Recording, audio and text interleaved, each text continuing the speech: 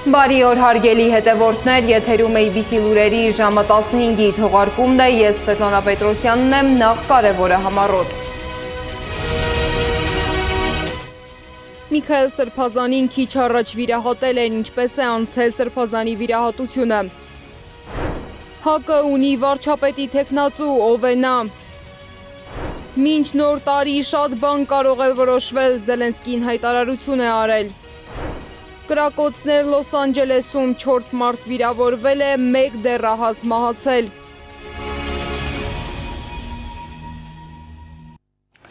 Քիչ առաջ Իզմիրլյան բժշկական կենտրոնում վիրահատել են Շիրակի թեմի առաջնորդ Միքայել արքեպիսկոպոս Աջապահյանին։ Հիվանդանոցից մեզ հայտնեցին, որ վիրահատությունը բարեհաջող է անցել։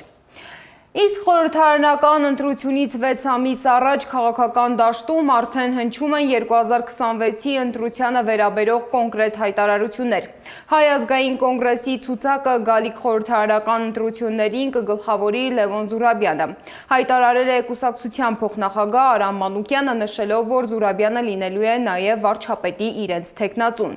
Ըստ Մանուկյանի, այս որոշումը նախապես քննարկվել եւ համաձայնեցվել է նաև Հայաստանի առաջին նախագահի հետ։ Միաձայն եւ հանրապետական խորհուրդը եւ կուսակցության գործադիր մարմինը վարչությունը կայացրել է որոշում 1 մասնակցել առաջիկա ընտրություններին, որոշում 2 կուսակցության թեկնածու, վարչապետի թեկնածու առաջադրել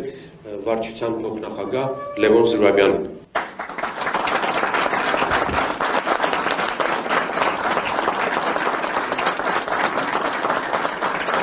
Մենք խիստ կարևորում ենք առաջիկա ընտրությունների մեր մասնակցությունը, այն բացարձակ սովորական ընտրություններ չի, խորհրդարան մտնելու խնդիր չի բացարձակ,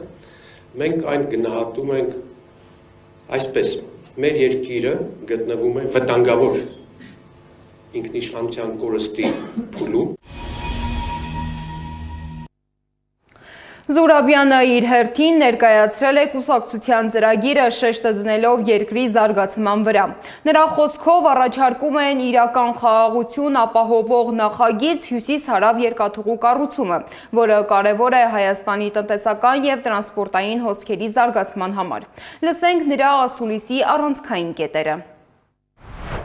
Գալով իշխանության, մենք որքան էլ դժգոհ լինենք Թրամփի ուղու վերաբերյալ պայմանավորվածություններից, այնուամենայնիվ Հայաստանի Հանրապետության ստանձնած բոլոր պարտավորությունները կատարելու ենք։ Միևնույն ժամանակ հասկանում ենք, որ այն շատ թերի է։ Թրամփի ուղին ստեղծում է աշխարհաքաղաքական բախում, քանի որ դուրս են մնում մի շարք կարևոր խաղացողներ՝ Ռուսաստանը, Չինաստանը, Հնդկաստանը, Իրանը եւ այլն։ Այն միակողմանի օգուտները բերում մի քանի գերտերությունների։ Թրամփի ուղու միջոցով մեր բոլոր կոմունիկացիաները հայտնվում են Ադրբեջանից կախվածության մեջ։ Մենք ենթարկվելու ենք բազմաթիվ ճնշումների Ադրբեջանի կողմից եւ քաղաքական եւ տնտեսական։ Մեր առաջարկած Հյուսիս-Հարավ երկաթուղին կկառուցվի Գագարինից, կկապի Հայաստանն Իրանի հետ։ Եթե սա իրագործվի, կստեղծենք Հայաստանի համար բոլորովին նոր իրավիճակ։ Առաջին անգամ Հայաստանն ինքն իր տարածքի հետ կկապվի։ Հայաստանի միջոցով կապելու ենք Սև ծովը Պարսից ծոցի, Հնդկական օվկիանոսի հետ։ Բեռնափոխադրումների լուրջ ծավալ կարող է իրականացվել այս երկաթուղով։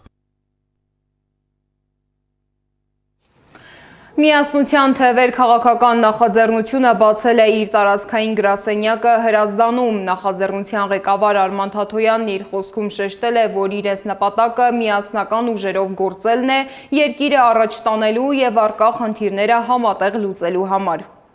Մենք պետք է հույսներս դնենք մեր վրա։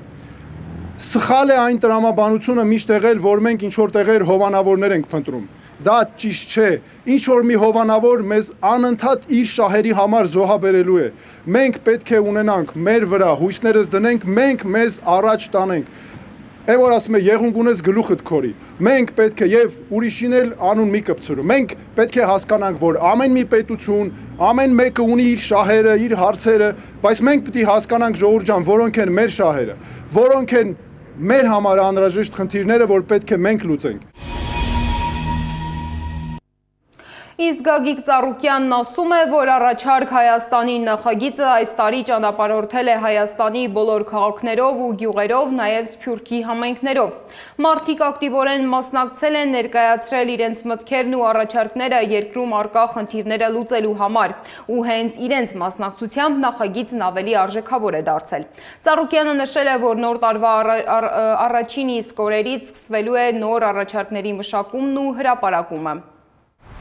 Այս տարի եւս բոլորիս մտքերում գերության մեջ գտնվող մեր արժանապատիվ հայրենակիցներն էին, որոնք ցավոք դեռևս չեն վերադարձել տուն։ Մենք ամեն վայրկյան պարտավոր ենք հիշել նրանց մասին, որպեսզի նրանց ազատությունն իրականություն դառնա։ Այս տարի եւս մեկ դժվար տարի էր Արցախի մեր հայրենակիցների համար, եւ մենք ամեն կերպ փորձել ենք աջակցել նրանց խնդիրների լուծմանը։ Աջակցությունն անպայման շարունակվելու է գալիք տարի։ Վստահ եմ, որ իր ավանդույթների ամրության եւ իր վեհության շնորհիվ մեր եկեղեցին կհաղթահարի դժվար փուլը եւ կշարունակի լինել աշխարհասփյուռ հայությանը միավորող կարևորագույն կենտրոն։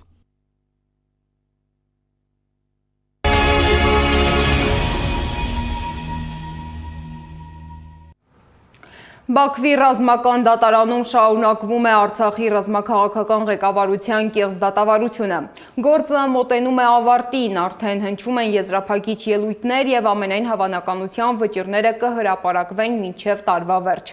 Արցախի պաշտպանության բանակի նախկին հրամանատար Լևոն Մնացականյանը ըստ ադրբեջանական լրատվամիջոցների չի ընդունել իրեն առաջադրված մեղադրանքները, հրաժարվել է նախաքննական ցուցմունքներից եւ դատարանին կոչ է արել հիմք ընդունել իր դատարանում ասած խոսքը։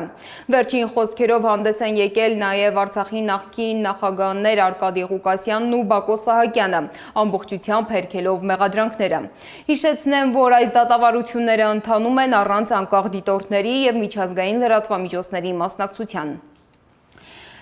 Մինչ դատավարությունները շարունակվում են, Կարմիր խաչի միջազգային կոմիտեին հաջողվել է այցելել Ադրբեջանում պահվող մեր հայրենակիցներին։ Հայաստանում Կարմիր խաչի միջազգային կոմիտեի պատվիրակության հաղորդակցման ծրագրերի ղեկավար Զառա Ամատունին հայտնել է, որ տեսակցության ընթացքում, ինչպես միշտ, ուշադրության կենտրոնում են եղել պահվող անձանց առողջական վիճակը, նրանց հանդեպ վերաբերմունքն ու պահման պայմանները։ Կարմիր խաչի ներկայացուցիչները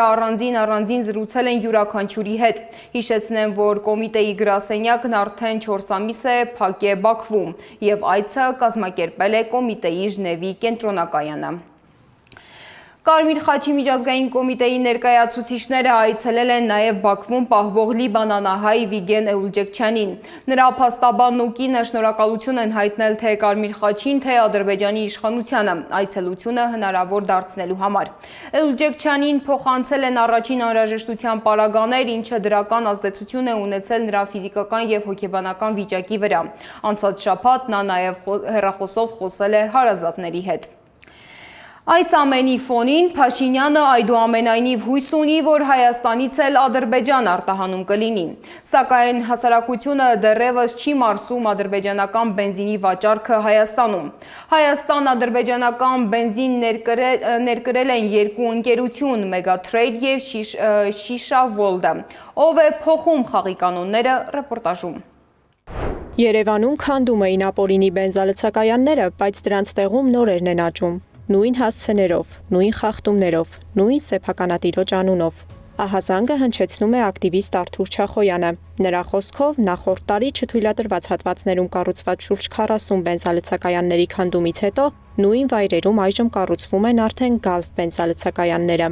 Նույն նորմերի խախտումով, ինչը որ քաղաքապետարանը քանդեց, նույն նորմերով էլ խախտումով կառուցեցին գալֆ բենզալցակայանը, որը արդեն ակնհայտ է դառնում, որ դա քաղաքական որոշման արդյունքում է եղել, այդ կոռուպցիոն, հովանավորչությունը բոլորին էլ հայտնի է, որ գալֆ բենզալցակայանները ում է պատկանում։ Խոսքը Խաչատուր Սուքյասյանին պատկանող ընկերությունների մասին է։ Նրա մյուս ընկերությունը Ռանոյլը արդեն վաճառում է Ադրբեջանից ներկրված պրեմիում բենզին, ռուսականից մոտ 90 դրամով էժան։ Մինչդեռ Սուքյասյանին պատկանող Գալֆը հայտարարում է, ադրբեջանական պրեմիում չի վաճառում։ Չախոյանը այդ հայտարարությունը տրամաբանական չի համարում։ Ասում է, Երևանում Ռանոյլի ընդամենը 2 կետ կա։ Դրանցից մեկը արդեն քանդվել է, եւ դրա փոխարեն կառուցվում է Գալֆ։ Հետևությունը ըստ նրա ակնհայտ է։ Միասնիկյան պողոտայում առանց շինարարական թույլտվությամբ Run Oil բենզալցակայանի տեղը վերակառուցում է եւ այդտեղ գալֆն է կառուցվելու եւ հենց Երևանի քաղաքապետարանի պաշտոնական գրությամբ հաստատվում է, որ այդ ամենը առանց շինարարական թույլտվությամբ է։ Վառելիքի շուկայում գործող մյուս խոշոր ընկերություններում ռուսական պրեմիում բենզինի գինը շարունակում է մնալ 520 դրամ։ Ֆլեշ ընկերությունում ասում են, դա իրենց ինքնարժեքն է եւ գնիչեցում անել չեն պատրաստվում։ Եթե ինքնարժեքը բարձր եղավ, ես չեմ դուք ոնց եք կարծում, կարող է ինքնարժեքը բարձր ապրանքը չի հավասարի այդ դեպքում։ Ապրանքը բերվել է ինքնարժեքով ցածր է եղել, իրանք են որոշում իրանք վառելիքի ինչ գնով վաճառում։ Հայաստանում վառելիքի շուկայում գործում է ընդամենը 4 խոշոր խաղացող։ Տնտեսագետ Սուրեն Պարսյանի խոսքով ներկայում շուկայից դուրս մղվելու վտանգ չկա, սակայն իշխանության հետ կապվող գործարքները կարող են փոխել խաղի կանոնները։ Եթե այս գործարք իշխանության աջակցությամբ, միջնորդությամբ շարունակվի, ապա շուկայում վերաբաշխում է լինելու։ Այսինքն, եթե այս պահին CPS-ը ֆլեշին բաժին են գնում շուկայի 60%-ից ավելին, ապա կարող է կտրուկ նրանց մասնաբաժինը նվազել, որովհետև իշխանական աջակցության կամ իշխանական պայմանավորվածությունների շնորհիվ նոր այս խաղացողները կարող են խաղի կանոնները փոխել, վերաբաշխումներ կատարել վառելիքի շուկայում։ Մրցակցության պաշտպանության հանձնաժողովում այլ կերպ են նայում խնդրին։ Հանձնաժողովի անդամ Աննա Պետրոսյանը կարծում է, գնի տարբերությունը շուկայում վճռորոշ չէ։ Օրինակ մենք ունենք ընկերություն, որը ավելի թանկ է համեմատաբար ավելի բարձր գնով է վաճառում, քան մյուս 4 ընկերությունները, շահել ընկերությունը, բայց ընկերությունը կարողանում է շուկայում իր դիրքը պահպանել, կարողանում է վաճառել իր բենզինը եւ կարողանում է ստեղծել իր սեգմենտը, ովքեր ձեռքբերում են իրականացնում ընկերությունից։ Մինչ պետական կառույցները շուկան նորմալ են գնահատում, քաղաքում շարունակում են կառուցվել բենզալցակայաններ առանց թույլտվության։ Եվ խնդիր է դառնում ոչ միայն վաճառքի անհավասար պայմանները, այլ այն, ով ունի արտոնություն խախտելու օրենքը, իսկ ով ոչ։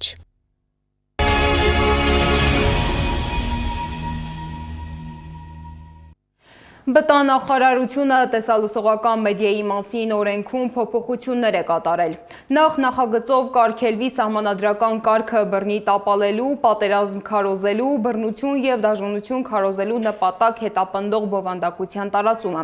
Ապա օտարերկրյա մեդիայում Հայաստանի ներքաղաքական կյանքին միջամտող բովանդակությունը կարգելվի օրենքով։ Թե ինչպես է վերահսկողություն իրականացվելու եւ ինչ է թաքնված նախագծի տակ, պարզաբանում է իրավաբանը։ Կարծում եմ այդ օրենսդրական փոփոխությունը հատկապես արտաքին մեդիայի հետ կապված վտանգավոր տարրեր է պարունակում։ Ստացվում է գործնականում, եթե Հայաստանի վերաբերյալ որևէ հեղինակություն վայելող միջազգային լրատվականում որևէ լուր տարածվի կամ որևէ դիրքորոշում կարծիք, այսինքն երկրի ներսում գտնվող լրատվական կայքերը ստացվում է, որ սահմանափակված են, կաղապարված են։ Եթե այդպես բան արվի, կարծում դա հերթական հարվածն է ժողովրդավարությանը, խոսքի ազատությանը։ Հակակոռուպցիոն կոմիտեն բացահայտել է Պաշտպանության նախարարության զորամասերից մեկում դիզելային վառելիքի հափշտակության դեպք։ Նախաքննության պարզվել է, որ գումարտակի հրամանատարի տեղակալը եւ պահեստապետը գործածելով իրենց ծառայողական դիրքը 700 լիտր վառելիք դուրս են բերել զորամասից եւ վաճառել գումարը բաժանելով միմյանց միջև։ Հետո փորձել են նույն կերպ դուրս բերել եւս 2 տոննա վառելիք, բայց այս անգամ չեն հասցրել, պահեստապետին բռնել են տեղում։ Գործը բացահայտել է Հակակոռուպցիոն կոմիտեն, վնասը վերադարձվել է պետությանը, վարույթը ավարտվել է եւ ուղարկվել հակակոռուպցիոն դատարան։ Դիզելային վառելիքի հափշտակության եւ այդ հանցագործությունը կրկնելու փորձի համար քրեական օրենսգրքի համապատասխան հոդվածներով մեղադրանքներ են առաջադրվել զորամասի գումարտակի հրամանատարի տեղակալին եւ նույն զորամասի պահեստապետին։ Մեղադրանքներ են ներկայացվել նաեւ դասակի հրամանատարին եւ վառելիքի գնորդին։ Վերջինիս նկատմամբ որպես խափանման միջոց կիրառվել է տնային կալանքը։ Նախաքննության ընթացքում պետությանը պատճառված վնասն ամբողջությամբ վերականգնվել է։ Քրեական վարույթով նախաքննությունն ավարտվել է եւ վարույթի նյութերը մեղադրական եզրակացությամբ ուղարկվել են Հայաստանի հակակոռուպցիոն դատարան։ 2027 թվականի հունվարի 1-ից Հայաստանում կկրճատվի մեկանգամյա օգտագործման պլաստիկի կիրառումը։ Այսինքն, եթե այսօր խանութում գնումներ անելիս ապրանքը տալիս են պոլիէթիլենային տոպրակով, ապա 2027 թվականի հունվարից դա այլևս չի թույլատրվելու։ Փոխարենը քաղաքացիներին կառաջարկվի օգտագործել թղթից, կտորից կամ այլընտրանքային նյութերից պատրաստված բազմակի օգտագործման լուծումներ։ Կառավարությունը վստահեցնում է, սա բնապահպանական պաշտպանական կարևոր քայլ է, բայց պետությունը պատրաստ է արդյոք վերահսկել իր իսկ ընդունած որոշումը, մանրամասները ռեպորտաժում։ Նախատեսվում է 2027 թվականի հունվարի 1-ից կրճատել մեկանգամյա օգտագործման պլաստիկ արտադրանքի գործածությունը Հայաստանում։ Կառավարությունը վստահեցնում է, սա բնապահպանական կարևոր քայլ է, բայց պետությունը պատրաստ է արդյոք վերահսկել իր իսկ ընդունած որոշումը։ Այս նոր փոփոխությամբ, այս նոր տարբերակում վերահսկողությունը կիրականացվի նաև դիմերի հետ զուգահեռ նաև շուկայի վերահսկողության տեսչական մարմնի կողմից։ Այսինքն կհամատեղվեն վերահսկողության ջանքերը կհամատեղվեն այստեղ։ Դա է։ Եվ նաև տուգանքի չափերն են բարձրացվել։ Իսկ պատրաստ է արդյոք տնտեսվարողը։ Նրանց մեծ մասը հրաժարվեց խոսել տեսախցիկի առաջ, նշելով, որ դեռ հստակ պատկերացում չունեն, ինչպես է գործելու վերահսկողությունը։ Օրենքով արգելվելու են պոլիէթիլենային տոպրակներն ու մեկանգամյա պլաստիկ սպասքը որոշ բացառություններով։ Տնտեսվարողներին տրվելու է 1 տարվա անցումային շրջան, իսկ այլընտրանք պետք է լինեն թղթից, կտորից կամ այլընտրանքային նյութերից պատրաստված բազմակի օգտագործման լուծումները։ Սակայն հարցը միայն այլընտրանքների առկայությունը չէ, այլ ով եւ ինչպես է վերահսկելու շուկան։ Նոր սահմանափակումն արդյոք կրկին չի վերածվելու սպառողի վրա դրված հավելյալ բեռի։ 2022 թվականին ընդունված նմանատիպ օրենքի խնդիրը փաստացի չի լուծվել։ Փոխարենը պարզապես բարձրացել է տոպրակների գինը։ Քաղաքացու տեսանկյունից եթե նայենք, բազմակի օգտագործման տոպրակների օգտագործումը շատ ավելի շահավետ է, քան յուրաքանչյուր օր թեկուզ 50 դրամով պլաստիկ տոպրակ գնելը, որովհետև դրանք կարող ենք մի քանի տարի օգտագործել այդ մեկ անգամ թեկուզ 1000 դրամով ձեռք բերված պայուսակը մի քանի տարի կարող ենք օգտագործել։ Համենայն դեպս օրենքի խախտման դեպքում նրանք կենթարկվեն վարչական պատասխանատվության։ Առաջին անգամ նախազգուշացում, կրկնության դեպքում 100-ից 150 հազար դրամ տուգանք։ Սակայն արդյունքի հարցում կասկածներ ունի նաև Երևանի ավականու անդամ Պետրո Զարոկյանը։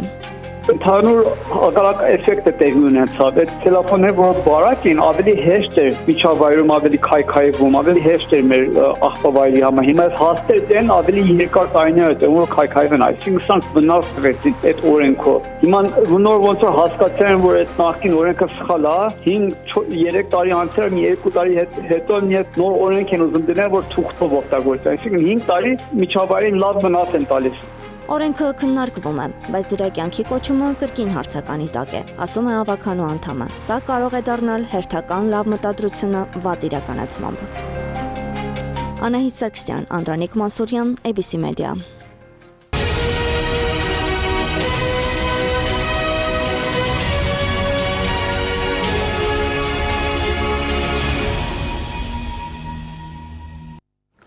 Վրաստանն ակտիվ ջանքեր կգործադրի Եվրամիության հետ հարաբերությունները կարգավորելու համար, հայտարարել է Վրաստանի վարչապետ Իրակլի Կոբախիձեն։ Նա նշել է, որ իր կարծիքով հաջորդ տարին լի կլինի փոփոխություններով։ Վարչապետն ընդգծել է, որ Վրաստանի հետ առողջ հարաբերությունների վերականգնումը բխում է ԵՄ-ի շահերից։ Սուրբ Ծննդյան օրը Կալիֆոռնիայի Անթելոպ հովտի բնակելի փողոցում կրակոցներ են հնչել, որի հետևանքով դեռահաս է զոհվել, իսկ 4-ը վիրավորվել։ Լոս Անջելեսի շրջանի շերիֆի դեպարտամենտի տվյալներով ոստիկանները փողոցում գտել են 16-ամյա անգիտակից տղայի, որը մահացել է։ Ուկրաինայում խոսում են առաջիկա օրերի վճռորոշ նշանակության մասին։ Նախագահ Վլադիմիր Զելենսկին հայտարարել է, որ մինչև նոր տարի կարող են կայացվել կարևոր որոշումներ։ Նրա խոսքով ազգային անվտանգության խորհրդի քարտուղարը տեղեկացրել է ամերիկյան կողմի հետ վերջին շփումների մասին, իսկ Դոնալդ Թրամփի հետ արդեն պայմանավորվածություն կա մոտ ապագայում բարձր մակարդակի հանդիպում անցկացնելու շուրջ։ Միջազգային մյուս լուրերը հավաքագրել է իմ գործընկեր Անի Աբաղյանը։ Ամերիկյան ուժերը հարվածել են Նիգերիայի հյուսիս-արևմուտքում գործող իսլամական պետություն անվամբ հայտնի խմբավորմանը։ Միացյալ Նահանգների նախագահ Թրամփի խոսքով գործողությունն իրականացվել է ի պատասխան քրիստոնյաների դեմ իրականացվող զանգվածային բռնությունների։ Թրամփը նշել է, որ Միացյալ Նահանգները թույլ չի տա արմատական իսլամական ահաբեկչության տարածումը եւ շարունակելու է վճռական քայլեր ձեռնարկել։ Նա նաև հավելել է, որ հարվածներն իրականացրել է Պենտագոնը եւ դրանք եղել են ճշգրիտ ու հզոր։ Ռուսաստանի նախագահ Վլադիմիր Պուտինը զանգահարել է 10 տարեկան մոսկվացի Վարվարա Սմախտինային։ Նրա երազանքը կատարել էր Ցանկությունների տոնածառ ակցիայի շրջանակում։ Երեխայի հետ նախագահի զրույցը հրապարակել են Կրեմլի տելեգրամյան ալիքում։ Մոսկվայի օդակայանում 250 չվերթ է հետաձգվել։ Պատճառը գիշերային առատ ձյուններ։ Հյուսիսային Կորեայի առաջնորդ Կիմ Չենը նկարքադրել է ավելացնել 2026 թվականի զինամթերքի արտադրության ծավալները։ Ըստ տեղեկությունների, Կիմ Չենը գովաբանել է ռազմաարդյունաբերական ձեռնարկությունների այս տարվա աշխատանքը և ուրվագծել է գալիք տարվա տնտեսական ու տեխնիկական նպատակները։ Իսրայելը երբեք չի հեռանա Գազայի հատվածից։ Հրեական պետության պաշտպանության նախարար Իսրայել Կացը զգուշացրել է Համասին, որ Գազայի հատվածում Միացյալ Նահանգների նախագահ Դոնալդ Թրամփի խաղաղության պլանի համաձայն զինաթափումից հրաժարվելու դեպքում Իսրայելն ինքն է դա անելու։ Վրաստանում նախկին պաշտոնյայի են ձերբակալել։ Պետական անվտանգության ծառայության տվյալներով ձերբակալել են հոկտեմբերի 4-ին Թբիլիսիում տեղի ունեցած բողոքի ակցիայի կազմակերպման պատճառով։ Պաշտպանության նախկին նախարար Բաչո Ախալայանի կինը ևս ձերբակալվել է գործի շրջանակում, սակայն այս փուլում ազատ է արձակվել։ Անիա Բաղյան, Նոնա Գևորգյան, ABC Media։ Եվ վերջում աշխարհում ոսկու գինը նոր ռեկորդ է սահմանել աճուրդում բարձրանալով մինչև 4561.4 դոլար 1 տրոյական ունցայի համար։ Այս ժամի համար նախատեսել էինք այսքանը, շարունակեք հետևել մեզ YouTube-ում, Facebook-ում, Telegram-ում, WhatsApp-ում, Instagram-ում ու TikTok-ում կամ այցելեք մեր պաշտոնական կայք 3w.abcmedia.am։ ABC լուրերի գլխավոր թողարկումը եթերում կլինի ժամը 18-ին, տաղավարում կաշխատի իմ գործընկեր Գառնի Մութաֆյանը։ Ես Սվետլանա Պետրոսյանն եմ։ Շնորհակալություն ուշադրության համար։